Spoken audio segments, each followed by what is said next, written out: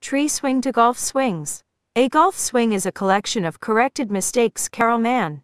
I have been trying to improve my golf swing for years but to no avail. They say with practice our muscles remember the moves. I doubt it. Golf swings are moves that even the brain refuses to memorize, much less the muscles. Just like the twists of a blonde's braids, the golf swing has its own strands. The world is constantly in motion. We can only ever try to savor each moment.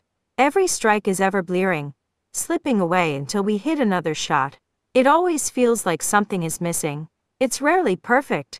Golf and mood swings don't follow any pattern, nor do they care about the rules and regulations.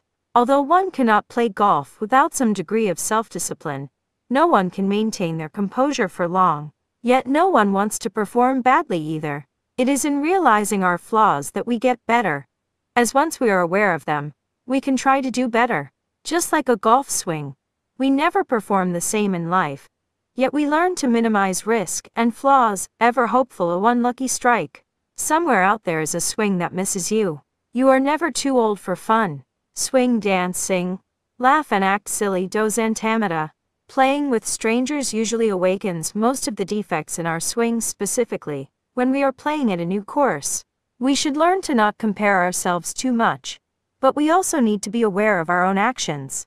During the game, I usually drift away mentally from the scene, because a lot keeps happening in my mind all the time.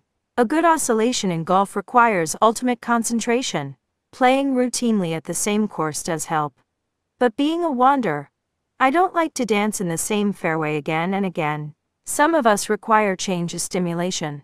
Repetition can kill our enthusiasm. Hence every swing needs to be new yet better. But life is as much about compromises and stability as it is about seeking a new high.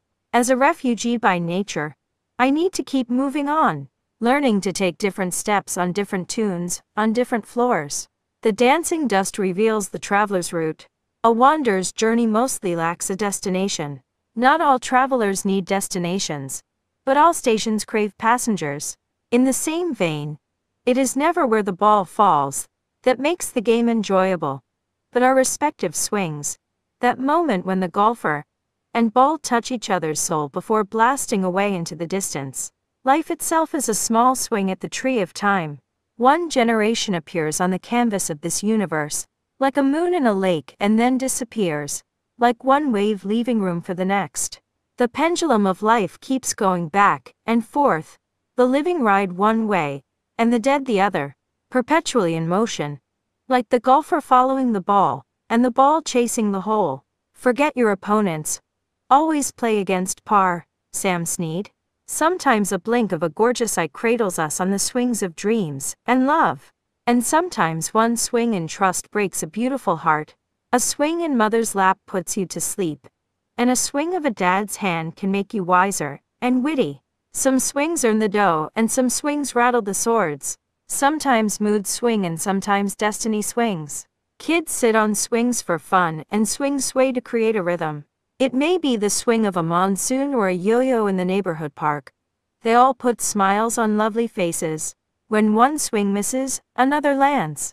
It's about realizing that we never miss, rather, we just change our trajectories and destinations. The gates made of light swing open. You see, in Rumi, the golf swing is an exciting movement. It makes us bewildered, and it brings tears to our cheeks. It frustrates us, and yet it gives us pride. All in the same round. Just like those swings of our childhood days, we return from the course with dirty clothes, muddy shoes, flayed skin, sweaty faces, injured flexor tendon sheaths, hook of haymate pains and bruised toes, but with a great sense of fulfillment. Golf itself is a journey that's both physical and spiritual. Travelers love to keep on traveling. It doesn't matter whether it's a manicured fairway or a course trail.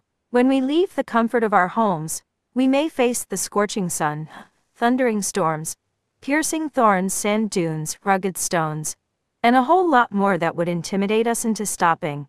So what makes us carry on wandering? The wonders of scenery, texture of the planet, fragrance of the clay, whispers of the breeze, smiles of the trees, dirt of the paths, peaks of the mountains, valleys of the roaring rivers, the chat of the natural flowers, glimpses of amazing wild animals, swings of the passages, and love of the outdoors. We go through it all, again and again, because we want to experience life to its fullest. We put up with minor grievances for the satisfaction we gain in knowing that we lived it all, whether we won or not. We did it, because it's the footprints that we leave behind that make it all worth it. Others will follow our path, and learn from us, and maybe we were never meant to reach the end, but to pave the way for another to continue living through us. When something ends, something else begins.